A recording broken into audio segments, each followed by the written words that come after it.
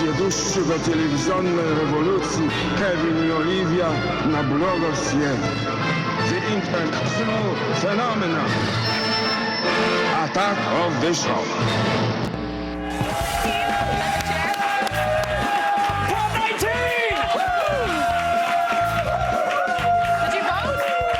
Did you? Yeah. I didn't get a sticker. I was an absentee. Oh, I got a sticker. Boo. I got my sticker. I didn't have my patriotic adhesive, but I did vote, and I hope you did. And got home in time to watch this crap.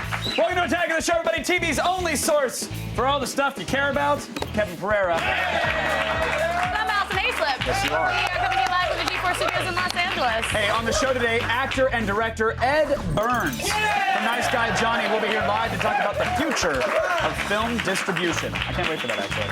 Plus, California versus video game versus the feds. Whoa. Adam Zessler joins us for The Loop. Find out how the case before the Supreme Court could actually make it illegal for you to own Grand Theft Auto. No! What? And then we summon Chris Gore for DVD Tuesday with new releases for Toy Story 3, The Pacific, and the Alien Anthology Blu-ray set. Plus, we went to New York for the debut of iRobot's newest creation, military bots that keep soldiers alive by checking out dangerous situations, and even one that carries a payload. Ah, you said load. I did say load. Come on, web videos. Get on my horse. Shut up, Kevin. Get on my horse.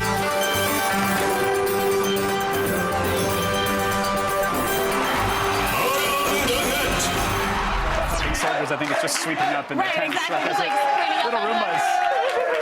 It's gonna vacuum over an and IED. it bumps into you and then it turns Send the around. Roomba after an IED. That's how you help the soldiers. There you go. That's what I'm talking about. All right, in at number 5 today, an epic parkour run. Oh, yeah, this thing's cool. It starts off awesome. It ends not awesome. Stas!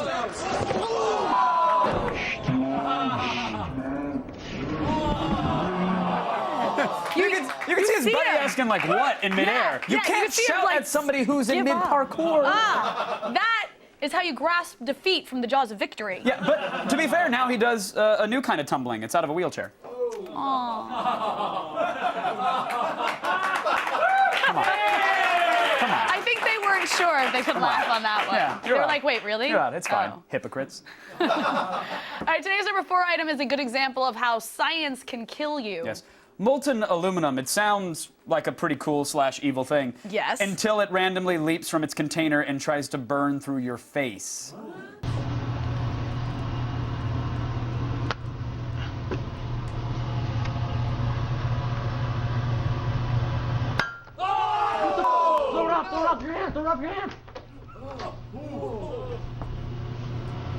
I would have burned through the glove. Keep blowing, keep blowing. What the just happened? You alright, dude? Yeah. We're going to jail. Oh my god, you didn't notice? I didn't see that. Show the camera, it's still recording. Yeah, not cool. That's a natural escalation of a buttered floor prank in the chemistry lab. Someone will get burnt with molten lava. Yeah. And that's why science is the devil. Science gives us a lot of things, though. Kevin. It's the devil, Allison. You wouldn't have your Xbox without science. Okay, you're cool again, science. You're cool, but I'm watching you. Xbox always wins. Now, as we mentioned, today is Election Day, which mercifully is also the end of campaign ad season. Yes. And that ruined YouTube. It ruined YouTube? It ruined YouTube. Yeah, because they've taken over Ads YouTube before now. everything. Ironically, every video I click, Prop 19 ad. Ironically, it figures it out. Targeted marketing. I know. So the closer we get to Election Day, the more insane the ads get, and 2010 was obviously no exception. We've seen a lot of ads this year, but this one from West Virginia Senate hopeful Joe Manchin is definitely a benchmark. We need 1,000 laser systems put in the sky, and we need it right now. That is paramount importance. 1,000 laser systems put in the sky will cost $20 billion. I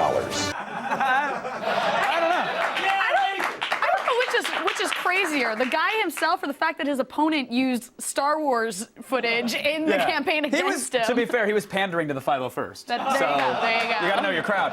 And I don't know, I think like maybe having 1,000 sky lasers hovering above us, That could be a good idea. I mean, if you think it could be, No. How on earth could that be a good idea? because it protects our freedoms. Could do that. No. Free surprise Sky LASIK. Okay, you know what? I could be on board with Okay, that. Yeah, see? done, See? There we go. No more context. You just gotta think it through. Just gotta think it through. Okay, internet number 2 today. Proof that the internet is full of magic. I did not realize that. Is that what you Did shouted? someone yell that?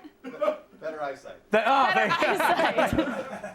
What are we talking about? I'm talking about a YouTube video. Yes. And magic. Yes, magic, sure. A YouTuber called X2Kai has been laboring away on a video of 2 iconic fantasy characters dancing to that annoying Crazy Frog remix of the 80s hit Axel F.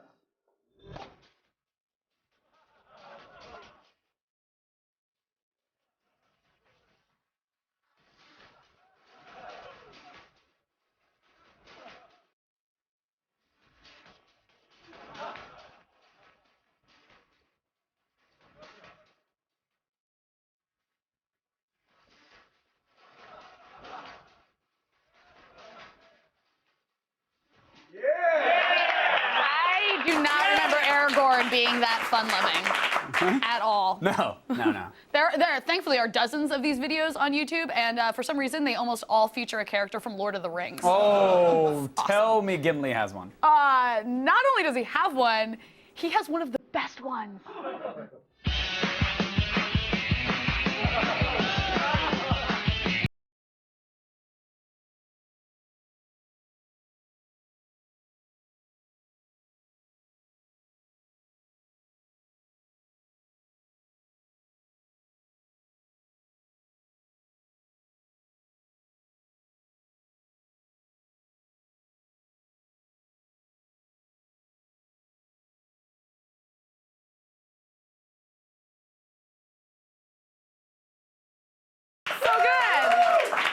So good. Enjoyable, I'll give you that. It's no Collins Bear animation.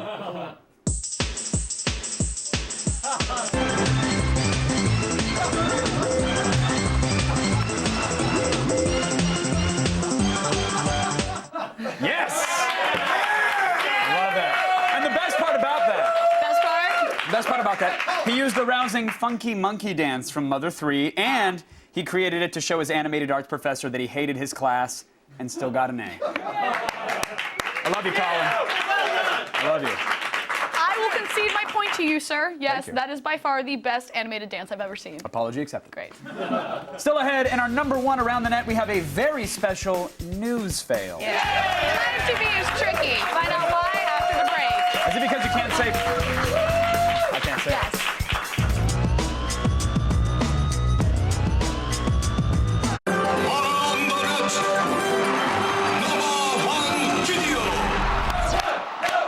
Hold on. I have to make an apology first. Apparently, I called Boromir Aragorn, and as a charter member of the official Lord of the Rings fan club, that's punishable by death, so I'm sorry. I thought those were elements from the periodic table when you just said them now. No. No idea what you're talking about. No. I'm a huge fan of Boromir. And that's my extremely nerdy moment of the day. All right. There we go. One of Back to 12. ATN. All right, in at number 1 today, a news report from Channel 10 News in San Diego that first hit the interwebs in 2007, but has made a dramatic resurgence today. Yes, making live TV is never as easy as it looks. Sometimes it is. But this local ABC affiliate's midday newscast got off to an enjoyably rocky start. From the 10 News Communication Center, this is 10 News Live at 11.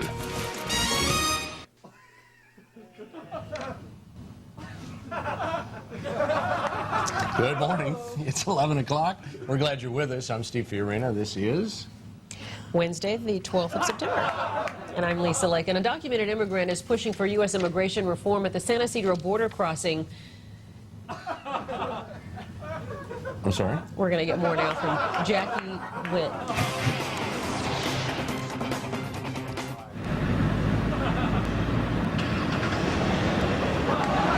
So in the next block, you're going to be doing the That's why you just can't have the water. when Yeah. you No, I know. Oh. I think that's one of the things about.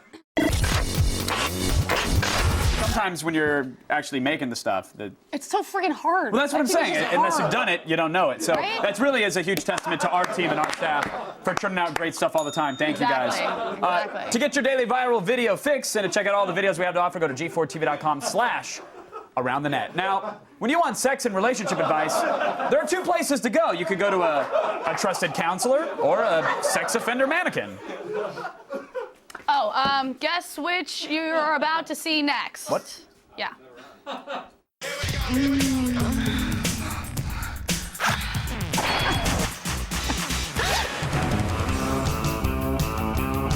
Hey, offenders. Attack of the Show posted my bail and sent me to Venice Beach, California to offer people sex advice.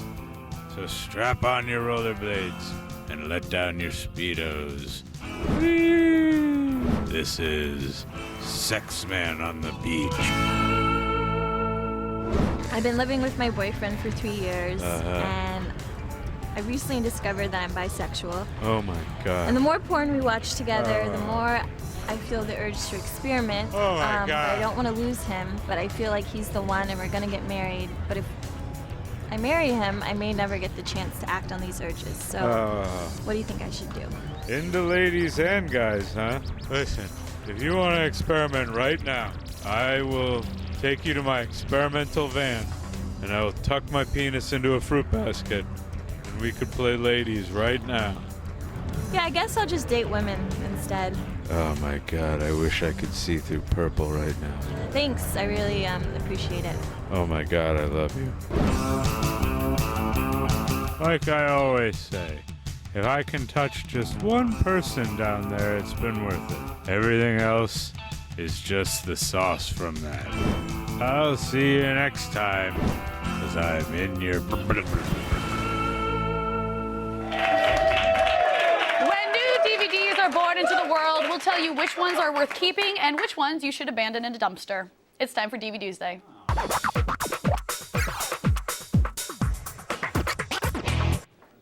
He's the OBGYN of DVDs. Welcome back, film expert Chris Gore. Yes. Oh, look, you even have a symbol now. All right, what is up first? Up first, we have Toy Story 3. Yes. All right, I loved it, but what did you think of the latest Toy Story movie? I thought it was great as well. Right? I mean, it's also like Pixar's in a groove. They're just everything that they put out is amazing. And I also think it's really dark. I mean, this one is. I cried so much. You know what? I got a little weepy myself. I got to be honest. Like, Admit it. I mean, yeah. I mean, it's they figured out that basically, like, yes, they're for kids, but the adults are really the audience. I think also for something like Toy Story 3. Right, and I think Pixar seems to know that it's not the kids who are watching the bonus features on the DVD. So, what do we get that might interest the average animation enthusiast? Well, for animation enthusiasts, there's tons of great stuff. One of my favorite things is they do a running commentary, but it's not just a traditional commentary. They sort of have like pop-up like visuals where they talk about, for example, Woody is redesigned from the original Toy Story, where there's details. Really? There's details in his clothing you would not even notice that didn't exist in Toy Story 1 that are in Toy Story 3. So for animation nerds like myself, I love the kind of detail behind the scenes, and on this commentary with the video, they get to illustrate exactly what they're talking about. Right. Which is important for something like. So bottom line. Bottom line is buy it. Of course. It's that good. You It's didn't that good, say folks. buy on this one. We might have gotten into fisticuffs. Oh no, it's so good. All right, Awesome. so what's our next DVD? Next one is The Pacific. Ah, yes. Now, this was one of those shows that people actually subscribed to HBO for. Were you a fan of the epic World War II miniseries? Yes, yeah. Actually, I mean, and this is also like this is before Modern Warfare and Call of Duty. Right. They had actual war. What? So yeah, so this Insanity. And what I love about The Pacific is it focuses on this one battle and all the real guys. I mean, these all the characters in it, they're not some pastiche of we have the Joker, we got this guy. No, Right. These are all based on real people who survived that war, and it's brutal. And what I love about it too is the humanity. I mean, these guys are thinking about they got to eat something, they got to get some sleep, and they go to the bathroom a lot in the Pacific. Like because I watched like And that all never 10 episodes. happens in shows normally. Not during the show, during Attack the Show, I've had to go to the bathroom sometimes. There you go. But you It's don't actually painful. do it. At least I hope not. That you know of. But what I'm saying is, they really they're human in it. That's what I love about what they do with the Pacific. So what extras come with the collection? Here's what's great about extras in it. I got A's in history all through school, and I think that you can too. You can too if you watch the extras on this. It's there's a history mode where it kind of stops the film, and you get sort of exactly what was the behind the scenes of this battle, stuff about the weapons and the equipment that soldiers had use of. I mean, it's really fascinating. It's like the Cliff Notes for World War II. That's awesome, actually. Yeah. So what's the bottom line? Bottom line is strong recommendation to rent. It should be your homework. It should be your homework. Teachers should just assign it, then maybe kids would actually do their homework. Precisely. That'd be awesome. All right, what else do we have to check out? We have the Alien Anthology on Blu-ray. Yes. Blu-ray, folks. Okay, so let's start with the actual films in the anthology. You get 2 versions of all 4 Alien films, correct? 2 versions, yeah. You get the director's cut, and then you get the original theatrical release. And they did change. I mean, they added like 12 minutes to the original Alien, directed by Ridley Scott. And I don't know, I'm just a big fan of these movies. Seeing them on Blu-ray is like seeing them for the first time. Oh, that's awesome. Okay, now there are actually 6 discs. There are also over 60 hours of extras and 12,000 images. Yeah. There's just tons of stuff on this. But what is the Mother Mode Interactive Companion? Well, what is that? Mother is, of course, the computer from the first Alien. And what's great is they recreate all the sound effects and whatnot. And you get to like blast through everything from the marketing to, it's like they did a digital archive of everything related to Alien, talking about design images, the original logo, which was a collection of bones, original concepts for the Alien itself, and the sort of precursors that they discovered on the first planet. I'm a big nerd on this stuff. But it's great. They digitize everything except for the receipts, I think, to make the movie. There's so much. So it really is like taking a master's class in Alien. In Aliens, okay. Yeah. So now the Blu-ray anthology will cost you about $90 at sites like Amazon, but FoxConnect.com is selling a special version for $150. Why? Oh boy. It's a very special version. Oh wow. Yes, you get the alien egg, which lights up, and also the discs are contained herein. Fantastic. Pretty awesome. That's gorgeous. Awesome. So this is $150. $150. But you can get just the discs for $90 on Amazon. Sure. There you go. And this thing lights up, I like by stuff the way. like this, though. I'm into stuff like that. Oh, it is lit up. Yeah. Yeah, it's pretty cool. Yeah, don't get your face too close to it. All right, so what's the bottom line? Bottom line, buy it or upgrade. All right, there we go. Upgrade if you have the old discs. That's what I like to do. Fantastic. Well, thank you, Chris. For more Gore, follow him on Twitter at Chris Gore. Now we will go back over to Kevin. Oh, okay. Wow. That's pricey. We're good? Am I? All right. Still ahead, Adam Sessler joins us for The Loop from Washington, where the Supreme Court may be changing the way video games are developed and sold forever. And later, one of the guys that saved Private Ryan, actor and director Ed Burns from Nice Guy Johnny, will be here live, so stick around for that and more.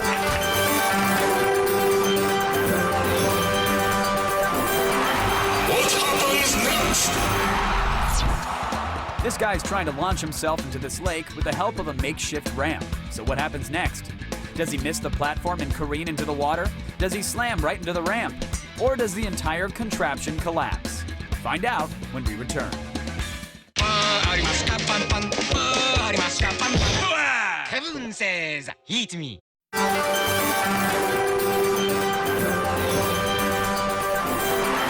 What happens next? This guy's trying to launch himself into this lake with the help of a makeshift ramp. So what happens next? Does he miss the platform and careen into the water? Does he slam right into the ramp? Or does the entire contraption collapse?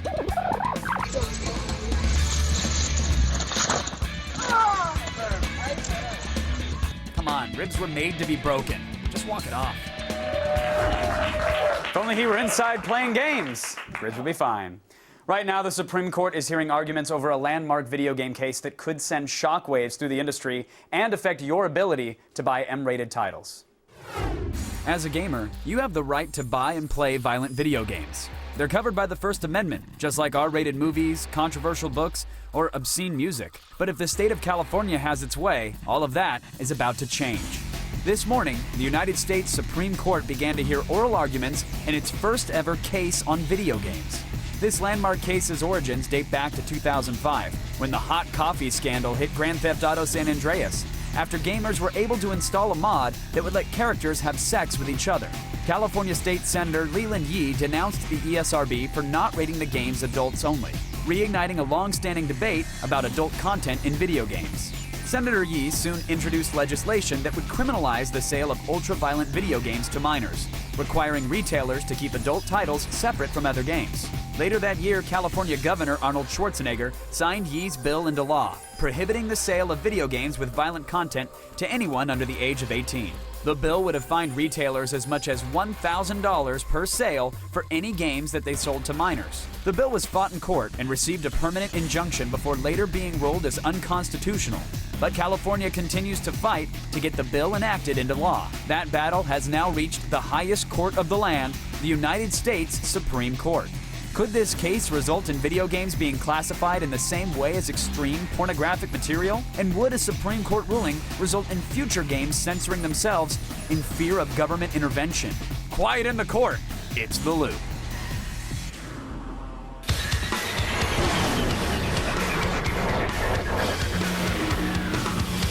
All right, joining me from Washington, D.C. to help us make sense of it all, X-Play's very own Adam Sessler is here, everybody.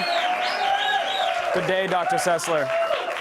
Yes, hello. I'm shocked that we still have to censor that hot coffee footage as much as we do. It's like 20 polygon characters wearing jeans, and yet half your screen is a black box. It's ridiculous. And it's just, it's like they have an itch, really, nothing more. Yeah, that's what it's like for most of us. So let's talk about what happened in D.C. today, because I know it was sort of day one of what is promising to be a very intense debate. Adam, you were there. You are there. What happened? Yes.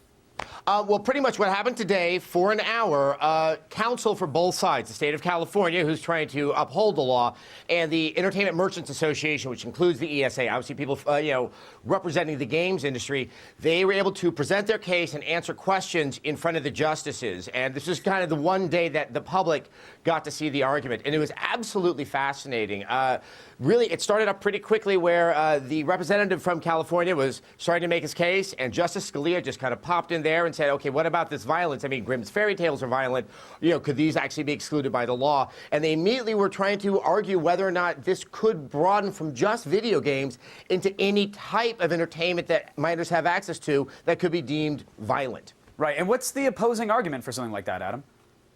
Well, I mean, they're trying to say that this is a very, very narrow law that's only, as in their words, are saying it's ultra-violent entertainment. Now, the thing is, in this law, it's very vague what that constitutes. They say killing, maiming, torturing of human beings, but that doesn't really explain if Call of Duty is the problem, or Postal 2. Believe it or not, Postal 2 is really at the center of this, and that is the footage that was submitted to the Supreme Court by the state of California. Just the choice moments with cats and urination and all that kind of stuff. The reasons we played it, to be candid, but I mean, using Postal 2 to represent the game industry is like using ICP to represent all of music. It just doesn't seem fair at all, and it seems like. Well, I want to point out real quick, because it seems like when you spoke with Senator Yee after the debates went on today, he conceded pretty much that the bill that he helped bring to the Supreme Court wouldn't pass as it's currently written, and I want people to see that real quick. Clearly what we were looking at already is a narrow bill, because it's not against all violent video game. It is that subset of the ultra-violent video, the interactive type. And the question is, well, then how do you still define that? And I think that's where the vagueness came in, and I think that became rather apparent.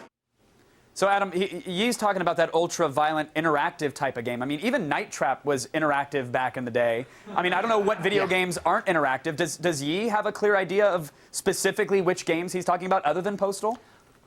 It's really unclear to me. And when I was actually talking to him, it sounded like he has a much broader definition than even what I thought he had in mind. Now, what he's talking about there is the fact that most of the justices really thought this law is too vague. It can be too broadly applied and would be too onerous both on the game developers, the game publishers, and too restrictive for, First Amendment rights of even the minors. At the same time, they really peppered the representative of the game industry with questions about where could you make an exception that would preclude minors from having access to violent video games. Almost as if, as Yee was kind of hinting, that they might be able to give some guidance about how a law could be made that is far more narrow in its application that would still preclude minors from having those games. So, really, Adam, in essence, then what we could see is potentially a new bill by Yi or by anybody else that comes into effect that says, hey, look, if a game is rated M for mature as the ESRB would rate it today, then it's 18 or older? Something like that could be in the works? Probably not everything that's rated M, but something that is a little bit more defined. What they're trying to do is broaden obscenity law. We all kind of have an idea of what obscene material is when it's sexual in nature,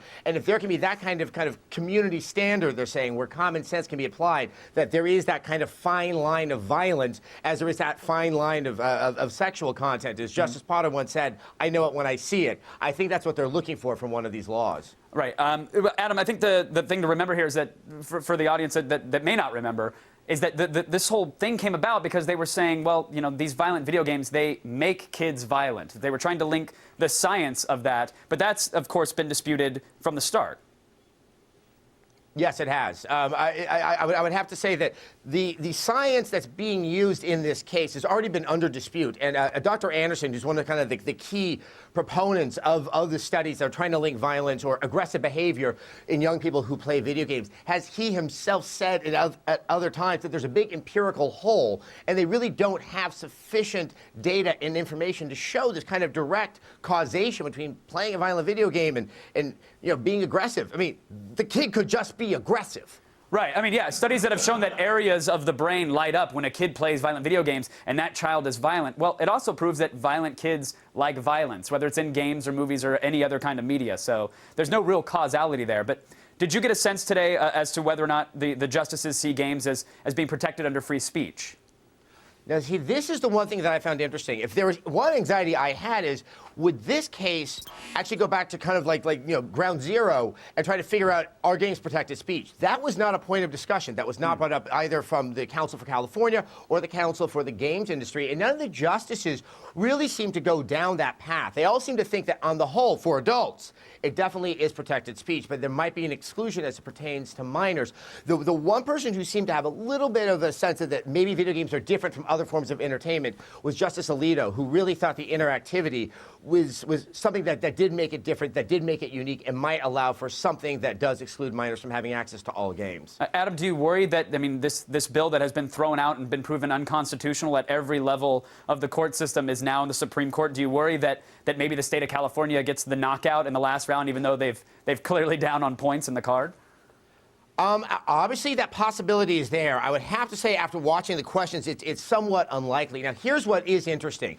Every court beneath the Supreme Court has said this law is unconstitutional, and all these similar laws that happen in other states. Usually, the Supreme Court would actually take up a case like this when there's a sense of dispute, when the lower courts aren't in agreement, or, like, say, the Ninth Circuit Court of Appeals and the Second, Court of Appeals somehow have contradictory laws. They try to resolve all of that. That's not the case here, and it did raise some eyebrows that they would take this case up in the first place. They could have just said the Ninth Circuit Court is correct. We're going to let their ruling stand. What that means is something that should cause still a little bit of concern, that they are looking at games as something different than typical forms of free speech, and that might be able to deserve some form of regulation. Right, or maybe they just want to see that Mortal Kombat fatality montage just one more time. Let's get it in the courts. Exactly. The good news is, Adam, is that we'll have a ruling tomorrow, right? This thing is done, like in less than 24 hours. Yeah, that's the magic of the Supreme Court. Now, remember, this is a law that started in 2004 when we were still into the PlayStation 2. The wheels of justice take a while.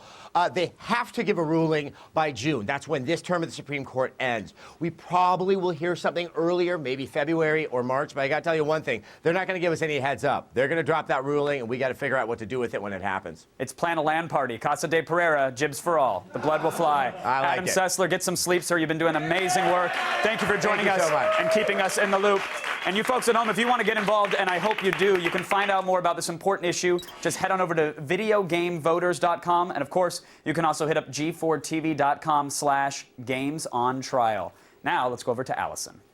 I feel like I just learned more in that loop than I ever did in 2 years of AP American history. iRobot makes Roombas, but they also make badass military machines that can carry payloads and help keep soldiers alive. Diana Falzone reports from the iRobot headquarters in New York.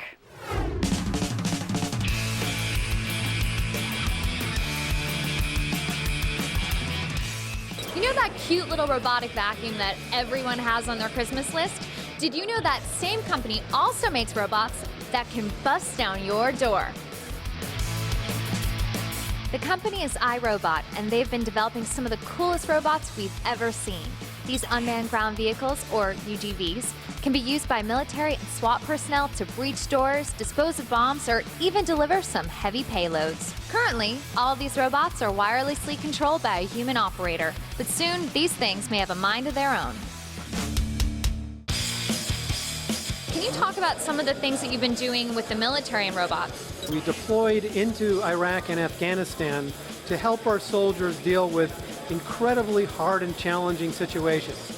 Over, 100 times a day, explosive ordnance disposal team would have to go out to try to defuse bombs. And now, instead of having to suit up and do it by hand, you could send the robot without putting the soldiers in intimate contact with these devices. If I was to buy one of the bad boys, like a UGV, how much am I thinking here? It's between $100,000 and $200,000 depending on what sensors and what model you're picking. iRobot doesn't just have ground-based robots, but they've also taken their designs under the sea. This right here is the Sea Glider, which was used in the Gulf oil spill. Right. What was its role?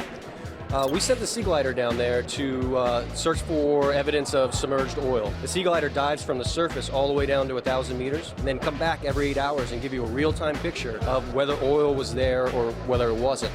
We even have done it over iPhones, and if you want, the glider will send you a text message every time it comes to the surface to tell you it's okay. What's interesting about the Sea Glider, though, is I noticed it doesn't have an engine. So how does it propel itself?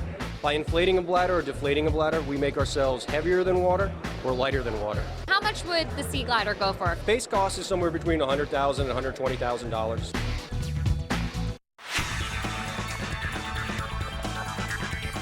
So the next time the little vacuum zooms by your feet, treat it with respect, because Big Brother here might just kick your ass.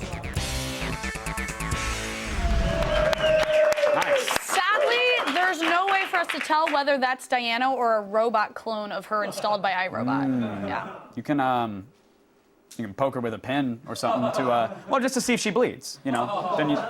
Okay, I did that the last time she covered a robotics event, and now I'm not legally allowed within 100 yards of her. Oh, intern, sweetie. Interns. Awkward. Yeah. It's time now for another thing we found on the internet that was interesting. I never do that right. In today's thing, your ears are getting music by Flying Lotus, huge fan. Your eyes are actually getting CG robots running amok in a video directed by people.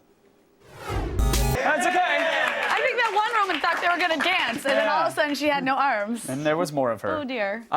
Hey, that violence wasn't interactive, so it's totally cool. If that's what the robot apocalypse will sound like, though, I'm on board. I'm not gonna lie. Sign me up. Really? Yeah. You would be. I like Flying Lotus. Stay tuned. Actor and director Ed Burns will be here live in studio to talk about his new movie, Nice Guy Johnny. That's coming up right after this. What's up, bro? This portion of Attack of the Show is brought to you by Doritos. Wrong love tonight. But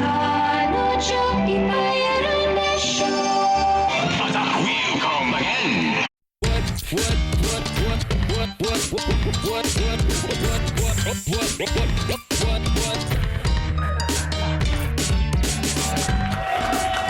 Folks, Ed Burns has a new movie out, and in this one, he plays the Party Whisperer. So I just got off the phone with Claire, and she said you hit on her during our graduation party? Who says this? Claire. My fiance? Wow, you were an idiot. You hit on her? I did not hit on her. I talked to her. I mean, maybe I flirted with her a little bit, but come on, who cares? I care. Man, that's my fiance. That's not cool. I'm not allowed to tell a sexy woman I thought she looked beautiful? No, not when that woman is my fiance and I'm your nephew. That's wrong. But it was harmless, man. I wasn't going to actually act on it. I should hope not. But I'm not so sure with you. Why not just take it as a compliment? The two of you. Please welcome Ed Burns, everybody. Welcome to the program, sir. Pleasure to have you here.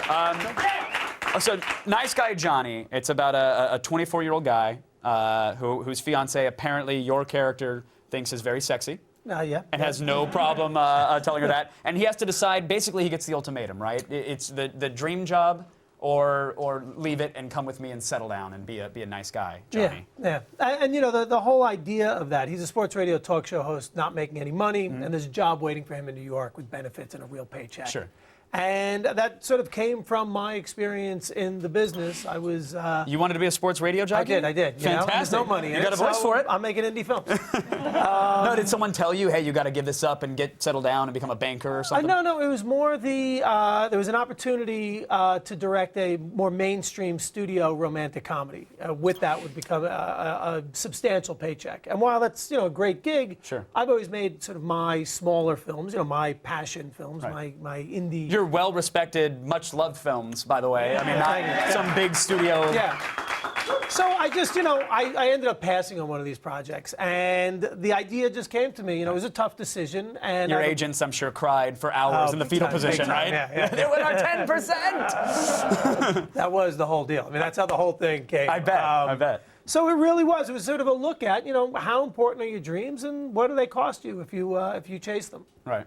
And is it easier to chase a dream like making independent films now? I mean, as opposed to 15 years ago? I mean, it's a whole new ballgame. I mean, when I made my first film, Brothers McMullen, we shot that for $25,000 with all unknown actors. But back then, we had to get recanned film stock that was left over from commercials and music video, borrow this old 16mm camera. Right. And then you had to give the film to the lab, and we didn't have enough money to get it processed, so you never knew if what you shot was any good until months later. Right. You're shooting on table scraps and you're begging somebody to process them and not smoke when they're in the process. Yeah. Well put. And now it's a whole different game. We shot this film 25,000, 12 days, 3-man crew, but we shot with the Red camera. And that has leveled the playing field so dramatically. Right. You guys just saw how good the movie looks. Yeah, it looks fantastic. It's a 3-man crew, only available lights for the most part. The actors wore their own clothes, did their own hair and makeup. So it was a real, guerrilla filmmaking experience. Mm-hmm. But the model now, the technology is such that you shoot it on the Red, you then cut it on your Mac at home, and all of a sudden, we've got a great-looking feature film. Sure. I love the notion that scenes in a movie now could have been cut on a Southwest flight from a tray table. With the right gear, and it's sort of DIY filming, and then it's also DIY on the back end. It's sort of distribute it yourself because you no longer need to go pounding the pavement and begging a major anybody to give you anything. You have this thing called the interwebs. Which are fully connected, and you're taking advantage of it for this film. And it's kind of amazing what's happening, because the difference is in the old days, you would have to sell your film, and a lot of times they would give you a no-advance partnership. Mm-hmm. You can imagine what that means. They give you no money, they take most of your movie, and that's it. Now, we don't sell the film, you license it. And we went out a week ago across every digital platform. iTunes, Netflix. Today actually just comes out on Xbox and PlayStation. We also went out on every on-demand, all the on-demand services. Right. 46 million homes we're in. Right. Overnight. It's like, here's a USB drive, and go ahead and put that into every television set and every computer screen in the world. And if you're still a DVD person, we collapse that window. But the thing that's sort of awesome about it, we have spent no money on marketing. No TV ads, radio, newspaper. And did you have craft services for the shoot? No, we did not. No food? No. Just let them all starve. Okay, good. The actors would run to the local pizza place and get a pie. That's how we did it. But we're now, without spending a cent, number 8 on the iTunes rental chart. Beating 40 studio films and their marketing dollars. So it speaks to all of the, all the work we've been doing on Twitter and Facebook and just sort of going to colleges and speaking to young kids. Do you think in 5-10 years' time we'll look back and laugh at the notion of this massive distribution chain and printing hundreds of thousands of things and putting them in cardboard sleeves and putting them onto store shelves and jostling for that space? Absolutely. I tried a version of this 3 years ago. We released a movie exclusively on iTunes, and people then, 3 years ago, laughed at the notion of it. With this model, everyone thinks, oh yeah, of course, that makes so much sense. They're crying because they didn't do it. In 5 years, you know where it's going. Right. And what about in the next 5 years for you? Are you going to take advantage of this distribution network for anything else or for your next film? Yeah, what we're trying to do on the next film is sort of build off of this success. And, I've done all this crowdsourcing with, all of a sudden, like, your movie comes out and now you're communicating with your fans the day of in a very different way. So on the next typically film, in all capital letters, shouting, F you, buddy, I'd like to see you make a film. No.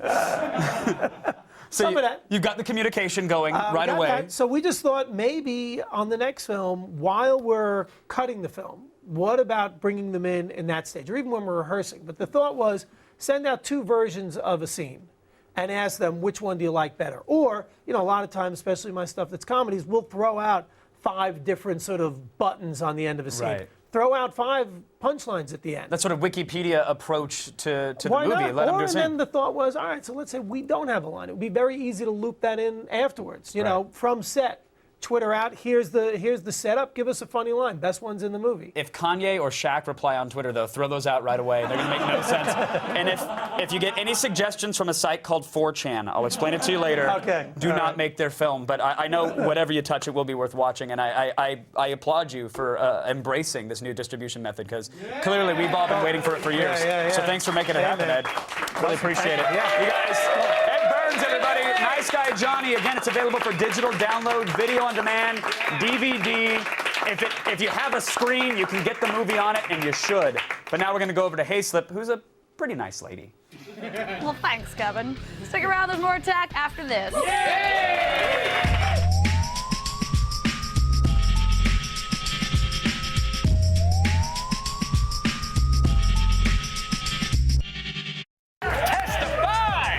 Coming up tomorrow on an all-new AOTS, actor Danny McBride, the star of Eastbound and Down, will be here live in studio to get his Kenny Powers on. Then we discuss the election results for California's Prop 19. Will the wacky weed be legalized? And if it isn't, what does that mean for dispensaries, the state, and you? And we've got the world-exclusive premiere of director Zack Snyder's brand new, never-before-seen Sucker Punch trailer. See it tomorrow.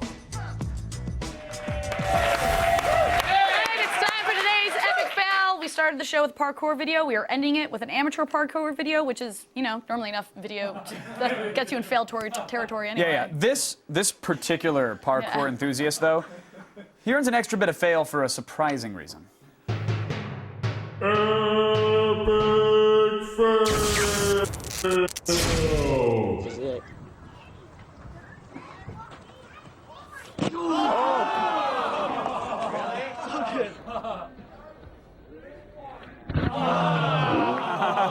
Walk it off. Can't walk off the chain. Thanks to Ed Burns, Adam Sessler, Diana Falzone.